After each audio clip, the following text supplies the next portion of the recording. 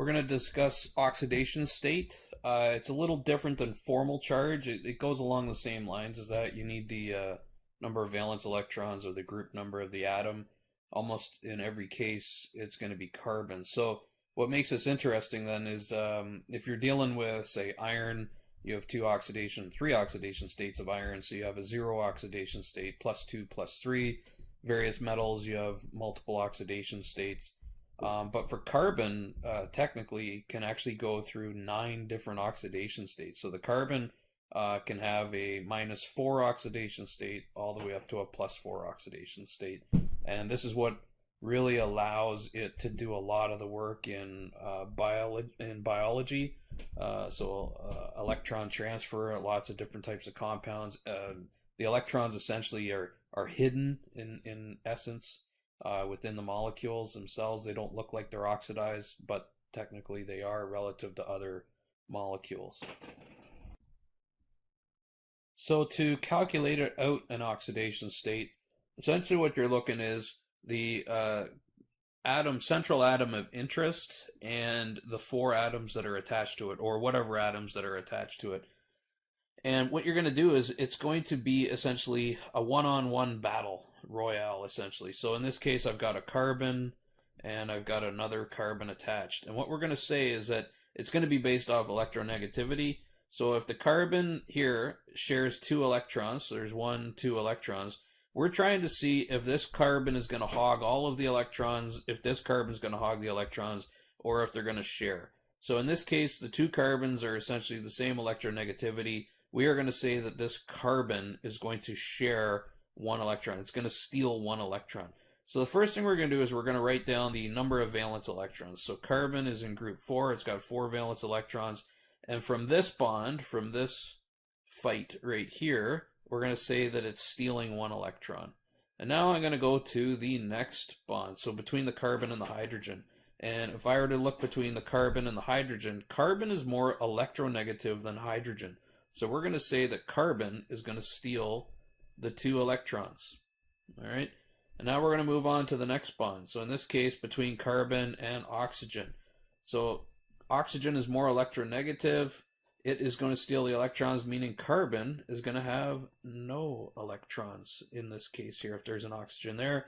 And finally, for the last one, similar thing. If I've got hydrogen and carbon, the hydrogen is less electronegative than carbon. Carbon is more electronegative. It's going to steal all the electrons, and so I'm going to say it's going to take the 2 electrons. So we go around the carbon, central carbon, and see all the different bonds attached and decide, is it going to take 1, 2, or 0 electrons in the fight between the electronegativity of the atoms. And so now if we were to add this up, 4 minus 1 minus 2 minus 0 minus 2, this would be a -1 oxidation state at that carbon. Ooh, a terrible looking number 1. So if we were to try some examples, we'll go through the very first one here. So what you will find on any quizzes or any information that I give you, I will have an arrow that points specifically to an atom. In this case, it's a carbon atom. So I'm going to redraw the carbon atom up here. So it's got 2 carbons attached to it. And what's implied is that there's 2 hydrogens because it needs to have a fulfilled octet. And in order to do that, it needs 2 hydrogens on there. So that's what we're looking for. So for this carbon, that's the carbon there. I'm going to have group number 4, and I'm going to go through the first series of bonds. So the carbon-carbon bond here, they're going to share, so it's going to steal 1 electron from there. Between the carbon and the hydrogen, the carbon is going to take 2 electrons, the hydrogen's getting 0. Between this carbon and hydrogen, the carbon again is getting 2, and then between this carbon and this carbon, it's only getting 1. So if I were to do the oxidation state of this carbon, 4 minus 1 minus 2 minus 2 minus 1, I have a -2 oxidation state. For something like this, the central carbon here is of interest, and you can see that I don't have 4 single bonds. I've got 2 single bonds and 1 double bond, and here's how we're going to rewrite that. So again, I'm going to draw a carbon up here. I'm going to draw this carbon bond, this one that's here. I'm going to draw that carbon bond here. This carbon-oxygen bond I will draw here. And the two carbon-oxygen bonds, the double bond, I can essentially represent it as two different carbon-oxygen bonds if I want to. You can imagine if these two things came together, there's a double bond. But for doing the oxidation state, it helps to kind of draw them out as two different oxygen bonds. So there's one single bond here, like that, and one single bond here, and so I can rewrite them as such. And it got a little bit messy, so I cleaned it up.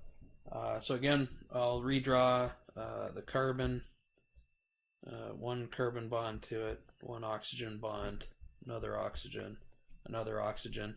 The central carbon, group number 4, the carbon-carbon bond, it's going to share one electron, so it's going to take one. It's going to be a -1 from that. The carbon-oxygen, oxygen more electronegative. It's going to steal all the electrons. That means carbon's going to be left with nothing. Carbon-oxygen bond, nothing. Carbon-oxygen bond, nothing. So if I go through 4 minus 1 minus 0 minus 0 minus 0, this is a +3 oxidation state. So that carbon is a +3 oxidation state, and that's how you determine oxidation states of organic molecules.